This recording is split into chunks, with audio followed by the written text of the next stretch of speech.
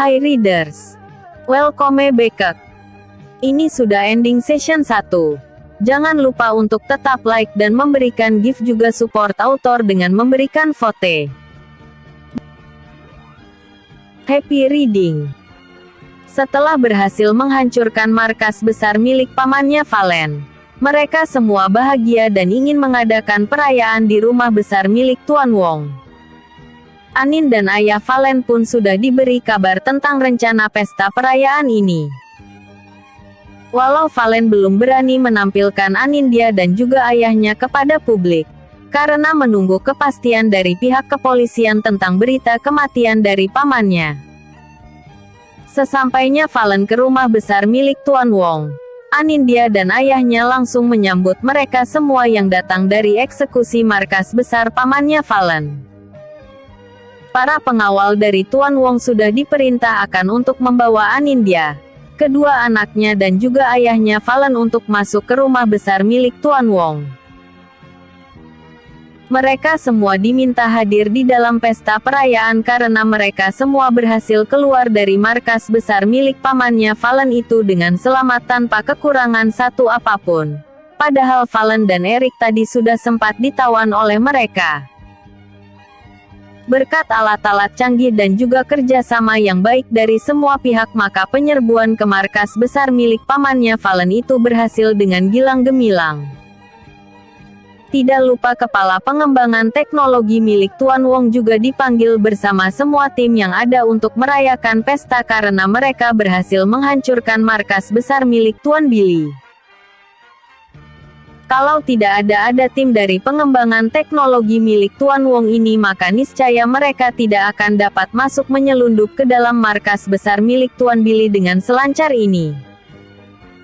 Terdapat semburat rasa bahagia dan binar sukacita dari wajah Anindya dan juga ayah Valen karena mendapati orang-orang mereka yang terkasih itu kembali dengan selamat. Begitu pula dari pihak Tuan Wong, Revan dan juga Valen, beserta Erik. Mereka sangat berbahagia karena musuh mereka sudah bisa dilumpuhkan. Di tempat lain, dengan langkah terlatih seorang pemuda mengangkat tubuh seorang pria parubaya yang berlumuran darah dan terluka di sana-sini. Pemuda itu berjanji akan membawa sang pria parubaya itu ke rumah sakit terdekat. Tapi karena jauhnya lokasi di mana markas besar milik Billy itu berada, maka tanpa ada kendaraan, dapat dipastikan anak muda itu tidak akan dapat mengantarkan laki-laki yang terluka di sekujur tubuhnya itu. San, tidak usah kamu memikirkan tentang ayah. Toh ayah sudah makan asam garam begitu rupa, jadi tidak mengapa kalau kali ini ayah akan menyerah saja. Tapi kamu harus ingat bahwa kamulah yang akan melanjutkan misi ayah untuk menghancurkan keluarga Weston. Kata laki-laki itu dengan nada lirih karena sudah memendam kesakitan yang begitu rupa. Dad, mereka tidak tahu tentang kamu. Mereka tahunya kalau aku tidak memiliki keluarga. Jadi kamu harus menghancurkan mereka dari dalam. Jangan sampai mereka tentang keberadaan kamu. Katanya dengan nada lirih. Tapi Dad, kamu harus bisa meneruskan perjuangan ayah kamu untuk menghancurkan keluarga Weston sampai ke akarnya dan kuasailah hartanya sampai Valendra jatuh miskin. Kamu mengerti Gustav Alexandro Dimitri? Kata Bill Weston yang memang menamai anaknya dengan nama belakang istrinya Tiara Alexa Dimitri. Setelah istri pertamanya meninggal, Bill Weston menikah lagi dengan seorang wanita cantik yang sakit-sakitan. Anak seorang konglomerat di daerah selatan yang memiliki kekayaan besar. Pernikahan ini disembunyikan karena Tiara waktu itu sudah hamil terlebih dahulu dengan Bill Weston. Ayah mertua Bill sangat marah dengan kenyataan itu. Tapi akhirnya menerima saja pernikahan itu karena anaknya ini sangat mencintai Bill. Tapi malang tak dapat ditolak karena mengalami preeklamsia saat melahirkan Gustav. Jadi Tiara menghembuskan nafas terakhirnya di rumah sakit. Agar Dimitri punya keturunan dan bukan karena cinta. Bill menyerahkan nama belakang anaknya mengikuti papa mertuanya karena Tiara adalah anak satu-satunya dari Alexandro Noksa Dimitri. Sehingga sampai sekarang, orang tahunya Gustav adalah anak Tiara dengan orang yang tidak terkenal. Dad, aku tidak bisa. Jangan mati. Aku hanya punya dad dan kakek saja di dunia ini. Katanya sambil terseduh. Kamu pasti bisa. Kamu anak laki-lakiku yang tangguh dan tegar. Walau kami tidak ada, kamu akan tetap menjadi laki-laki yang kuat dan tangguh. Kamu kuburkan aku di sini saja. Jadi kamu tidak perlu susah-susah mencari tempat lain. Biarlah aku bisa dekat dengan rumah yang selama ini melindungi aku. Kamu akan menemukan semua berkas di bank atas namamu. Ini kunci dan semua rahasia yang sudah kutulis di sana. Katanya sambil menyerahkan sebuah tempat yang berlumuran darah dari Bill kepada Gustav. Semua kejadian sudah aku tuliskan di sana, sehingga kamu akan tahu apa yang harus kamu lakukan. Katanya sambil mendesah dengan nafasnya yang makin tersendat, lalu kemudian ia mengeluarkan nafasnya yang terakhir dengan tenang. Membuat tangis dari anak muda itu pecah seketika. Anak yang masih berusia sangat muda itu harus menanggung dendam berkepanjangan dari ayahnya dengan keturunan Weston yang lainnya. Tuan muda, seru seorang laki-laki yang mengantar anak muda itu dengan nada hormat. Tadinya anak laki-laki itu memang hendak mengunjungi ayahnya. Tidak tahu kenapa, ia diperhadapkan pada kebakaran yang begitu hebat. Karena ia adalah calon pewaris tempat itu, jadi sudah lama Bill memberitahukan pintu masuk tempat persembunyiannya itu. Betapa terkejutnya melihat anak buah setia ayahnya sudah tergeletak tak berdaya di dalam tempat itu. Ia juga melihat ayahnya yang sudah sekarat di sana. Bill memang sengaja tidak keluar dari tempat itu, karena ia tidak mau tubuhnya akan dipermalukan oleh keluarga Weston. Pemikirannya yang sudah negatif dari awal membuatnya bunuh diri lebih baik daripada keluar untuk menyelamatkan diri. Bawa mereka semua. Kubur jasad Dad di sebelah kuburan Mom. Jangan dikubur di sini. Perintahnya dengan wajah memerah menahan amarah yang besar seperti gunung yang hendak meletus. Baik Tuan Muda, kata ajudan itu dengan hormat, serta memerintahkan anak buahnya yang lain untuk melakukan apa yang dikatakan oleh Tuan Mudanya itu. Aku akan membalaskan dendammu, Dad. Aku pastikan keluarga Weston akan hancur seperti apa yang kamu inginkan. Kata laki-laki muda itu dengan mengepalkan tangannya sampai kukunya pun menancap di ejing tangannya, membuat darah segar mengalir dari sana. Besok akan ada extra part dulu sebelum masuk session kedua ya readers. Tenang, extra part hanya cerita yang manis-manis kok, meredakan ketegangan selama beberapa minggu ini. Thank you. Calyondra Weston, 17 tahun. Merupakan anak ketiga dari pasangan Valendra Weston dan juga Anindya Bagaskara.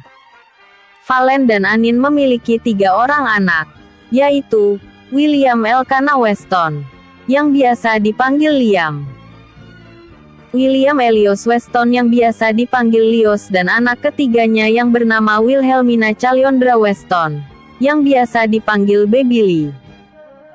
Karena Lee adalah anak bungsu dan jarak usia dengan kakaknya hanya 1 tahun, jadi mereka bagikan teman saja. Tapi kalau masalah overprotective, namanya juga keturunan Valendra Weston. Bahkan sampai sekarang usia Anin sudah 43 tahun dan Valen sudah berusia 46 tahun. Perlakuan overprotective itu masih saja membuat Anin merasa jengah karena kadang Valen cemburu tidak pada tempatnya. Saat ini mereka semua sedang ada di ruang keluarga. Seperti biasa setelah makan malam, mereka bersama-sama duduk di ruang keluarga dan saling bercerita, bercanda bahkan saling goda. Tapi biasanya yang selalu kena bully adalah si bungsu yaitu Baby Lee. Ayah, Kak Liam tidak memperbolehkan aku ikut ke liburan bersama teman-temanku di akhir tahun. Padahal itu kan karena kita mau melakukan acara perpisahan. Sebentar lagi kita tidak akan bertemu lagi. Jadi Li pengen bisa bareng teman-teman. Rajuknya pada ayahnya yang hanya memeluk tubuh anaknya dan mencium keningnya. Anak bungsunya itu paling manja dengan Valen. Hampir semua keinginan dari Baby Lee selalu dikabulkan ayah Valen. Tapi semenjak Liam dan Lios mewarisi kepemimpinan di Weston Group, keputusan banyak ditentukan oleh Liam dan juga Lios. Bahkan mereka yang kepintarannya di atas rata-rata sudah lulus SMA sejak 3 tahun yang lalu. Berarti usia 15 tahun mereka sudah masuk jenjang universitas dan lulus sebulan yang lalu serta langsung disuruh ayah Valen memegang tampuk kepemimpinan di Weston Group Pusat. Sayang, kakak bukannya tidak sayang dengan kamu. Mereka bahkan sangat menyayangi kamu.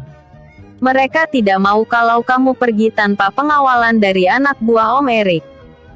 Bujuk Valen dengan nada sayang. Anin yang melihat kemanjaan anak bungsunya itu hanya bisa menggelengkan kepalanya. Dia tahu tabiat dari anak bungsunya itu. Tapi ini Li lakukan supaya Li nyaman pergi tanpa kawalan. Li terkadang malu kalau selalu diikuti oleh anak buah Om Erik. Bibir seksi Li maju 5 cm. Wilhelmina Calyondra Weston memiliki bentuk wajah yang unik. Ia termasuk gadis yang sangat cantik. Berkulit putih halus mulus, selicin pualam. Apalagi tubuhnya yang ditempa oleh ayah dan juga kakak-kakak laki-lakinya dengan bela diri, membuat tubuhnya menjadi langsing dan juga seksi. Rambutnya yang panjang bergelombang indah dan tebal. Pokoknya kecantikannya benar-benar membuat kaum Adam pasti tertarik kepadanya. Sayangnya Li itu bukan tipe yang suka tebar pesona dengan kaum Adam. Tak kurang berapa banyak teman dari kakaknya yang ingin menjalin kasih denegannya. Tapi ia sama sekali tidak berminat. Kepandaiannya juga tidak bisa diragukan. Walau tidak bisa dibandingkan dengan kakak-kakaknya. Ia baru saja lulus SMA dan sudah diterima di salah satu perguruan tinggi swasta dengan nilai tertinggi. Sehingga ia masuk dengan beasiswa. Padahal ia adalah termasuk jajaran orang kaya se-Asia Tenggara. Li selalu dikekang sehingga ia selalu memimpikannya bisa berpergian dengan teman-temannya tanpa pengawalan seperti teman-temannya yang lain. Tapi mimpi tinggallah mimpi. Karena ia tidak bisa mewujudkannya selama yang memimpin adalah Liam dan Lios sang kakak yang diktatoris dan dingin. Ly, kamu pasti tahu cerita ibu tentang saat ibu diculik. Aduh ibu. Ibu kan tidak bisa bela diri. Sedangkan Li itu sudah meraih ban hitam. Halah. Kamu itu dapatnya cuman ban sepeda. Soalnya Rain hanya mengalah sama kamu. Cibir Lios yang suka sekali menggoda adik kesayangannya itu. Sedangkan Liam yang lebih pendiam dibanding dengan Lios hanya mengerling melihat adiknya yang terus-menerus manyun tidak terima dengan keputusan yang ia ambil. Untuk keselamatan adiknya itu. Sayang. Ibu bukannya tidak percaya dengan kemampuan bela diri kamu. Tapi banyak cara penjahat menaklukkan gadis cantik macam kamu. Bahkan tanpa harus menyentuh kamu. Mereka sudah bisa melakukannya. Kakak kamu hanya cemas kalau sampai itu terjadi setidaknya mereka. Para pengawal bisa membantu atau memberitahu kami. Bujuk ibunya dengan halus dan lembut. Saat ini Baby Lee hanya bisa manyun karena apapun yang ia lakukan tetap saja tidak ada yang mau meluluskannya. Bahkan ayahnya yang sangat mendewakan dirinya saja tetap tidak bergeming saat dirayu olehnya. Bahkan ia sudah dalam tahap ngambek. Tapi ayahnya tetap saja tidak bergeming. Kalau ibunya sih selalu bilang Liam lah yang paling dewasa dan paling bisa begini begitulah. Jelas ibunya gak bakalan pro sama dirinya. Batin Li kesal. Keputusannya final ya. Kamu boleh pergi saat perginya sama pengawal. That is the final decision ya Baby Lee, kata Liam dengan santai. Bahkan Lios hanya bisa ketawa mengejek saat ini, membuat Baby Lee semakin kesal. Iya bawa semua pengawal buat ngawal aku kemanapun aku pergi, bahkan ke kamar mandi sekalipun, kata Baby Lee dengan kesal. Oh itu ide yang sangat bagus Baby Ly. Kamu memang membutuhkan pengawal yang bisa mengikuti kamu sampai ke dalam kamar mandi, kata Liam seperti mendapatkan ide baru. Ia langsung menghubungi asistennya yang bernama Halim dan menyuruhnya untuk mencarikan ngawala perempuan sehingga bisa mengikuti Baby Lee saat di dalam kamar mandi. Lim, carikan buat Baby Lee seorang pengawal wanita 2 orang, supaya mereka bisa mengikuti langkah Lee ke dalam kamar mandi wanita. Soalnya Lee tadi mencetuskan ide itu, yang bahkan gak kepikir olehku, kata Liam sambil melirik ke arah Baby Lee adiknya yang sudah membuka mulutnya dan megap-megap bak ikan mas koki kehabisan air. Baby Lee tak bisa berkata-kata saat Halim dengan cepat menjawab dan menerima permintaan dari Liam untuk mencarikan pengawal wanita untuknya. Oh my god, kakak. Lee hanya sarkas dan sinis sama kakak, bukan memberikan ide untuk mengurung Lee lebih ketat lagi. Protesnya saat Liam hanya menatap dirinya dengan wajah datar dan dingin saja menanggapi protesan adiknya itu. Sedangkan perilaku sebaliknya terjadi dengan Lios. Kakaknya yang satu itu malah tertawa terbahak-bahak melihat Liam bisa lebih mengamankan adiknya dengan ide dari adiknya sendiri. Membuat Valen dan Anin semakin bahagia melihat keharmonisan keluarganya itu. Terlebih melihat putri bungsunya yang terlihat lucu dan menggemaskan kalau sedang seperti ini. Ayah, Lee semakin tidak bisa bernafas kalau kayak gini.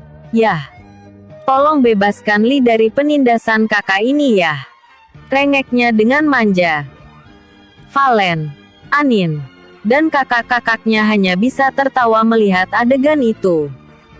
TBC Episode sebelumnya, RSMM 165. Episode berikutnya, S2. Meninggalnya kepergian jenazah dari kakek Dimitri. Ia Alexandro Noksa Dimitri. Meninggal karena memang usianya sudah lanjut dan sudah sakit-sakitan sejak lama. Dia bertahan hidup demi cucu satu-satunya yaitu Gustav Alexandro Dimitri. Karena cucu satu-satunya itu tidak memiliki siapa-siapa lagi. Jadi dia harus menunggu sampai Gustav sudah mapan dan memiliki segalanya dan bisa melakukan tugasnya dengan baik baru kemudian Alexandro bisa lega meninggalkan cucu satu-satunya itu dengan kekayaan yang melimpah ruah. Gustav ditinggalkan oleh ibunya sejak dia lahir. Kemudian ayahnya menyusul ketika dia berusia 14 tahun. Jadi Alexandro sangat memikirkan kehidupan cucunya di masa yang akan datang. Akan tetapi Alexandro bahkan bisa bertahan hidup sampai cucunya itu berusia 31 tahun. Sebenarnya Alexandro menginginkan kalau cucunya itu memberinya cicit sebelum dia meninggal akan tetapi sifat dingin dan datar serta pendiam membuat Gustav sama sekali tidak menginginkan adanya pasangan hidup. Sudah banyak kali Alexandro memperkenalkan cucunya itu kepada anak dari sahabat-sahabatnya dan juga kepada kenalan serta rekan bisnisnya. Namun tidak ada satupun yang Gustav inginkan untuk dijadikan seorang istri dan pendamping hidupnya. Bahkan Gustav tidak mempedulikan sekalipun itu menjadi keinginan terakhir dari kakeknya itu. Dia merasa bahwa tujuan utama dari kehidupannya belumlah tercapai. Bukan berarti bahwa tidak ada satupun gadis yang dikenalkan.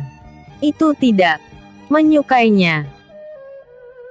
Karena rata-rata gadis-gadis yang dikenalkan kepadanya ataupun yang menjadi rekan Gustav, mereka sangat mendambakan Gustav sebagai calon suami potensial. Karena Gustav itu sangat terkenal, juga tampan, dan kaya raya, serta berkepribadian baik. dan juga sopan. Sungguh kriteria suami impian kan? Tuan muda, acara penguburan Tuan Besar sudah terlaksana dengan baik. Semua tamu juga sudah pulang. Apakah Tuan muda ingin pulang sekarang? Tanya asisten kakek Dimitri, yang bernama Ryu. Sedangkan asistennya sendiri berdiri di belakang Gustav, yaitu Ken. Kalian keluarlah dulu. Aku ingin berdua dengan kakek, kata Gustav dengan pandangan kosong, membuat kedua asisten itu menjadi sedikit resah.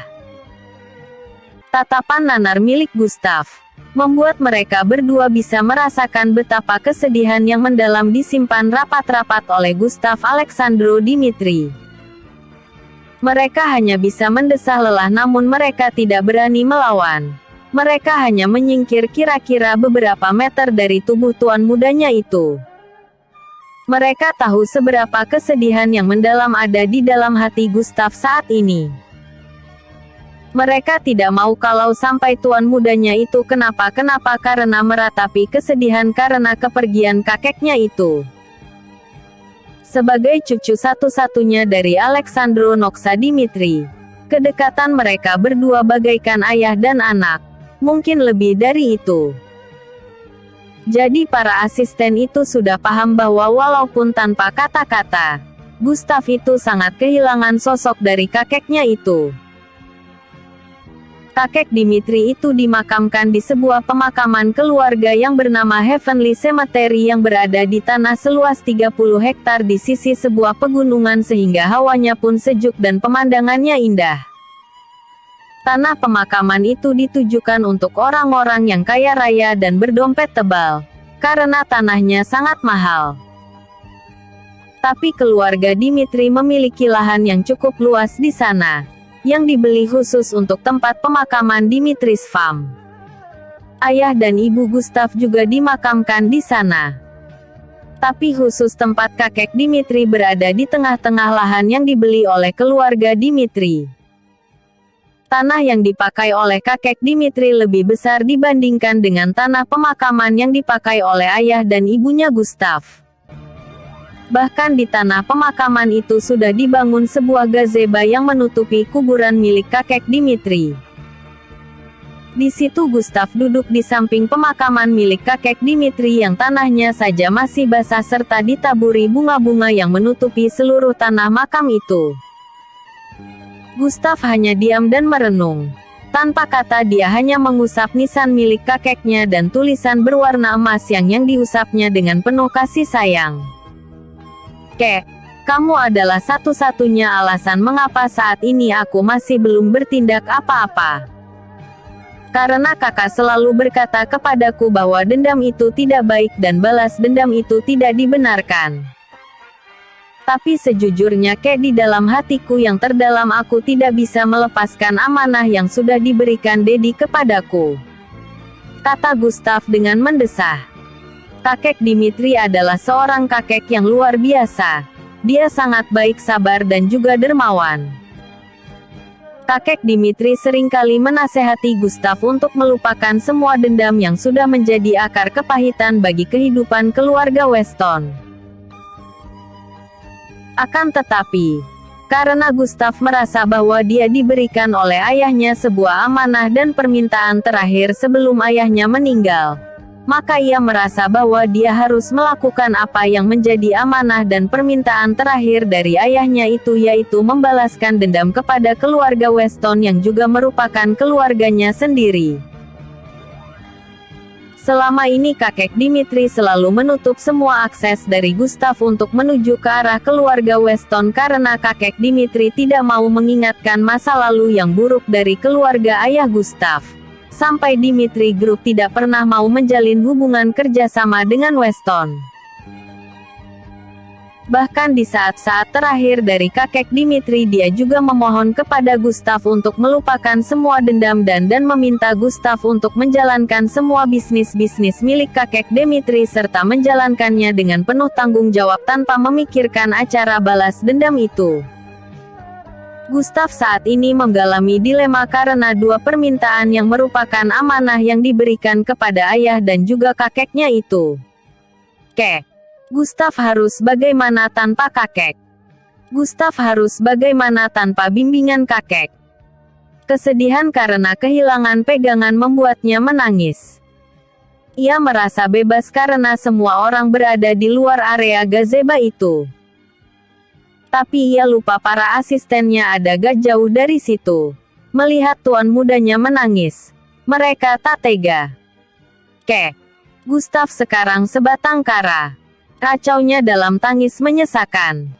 Tuan muda, Pak pengacara dari Tuan Besar sudah menunggu di rumah besar.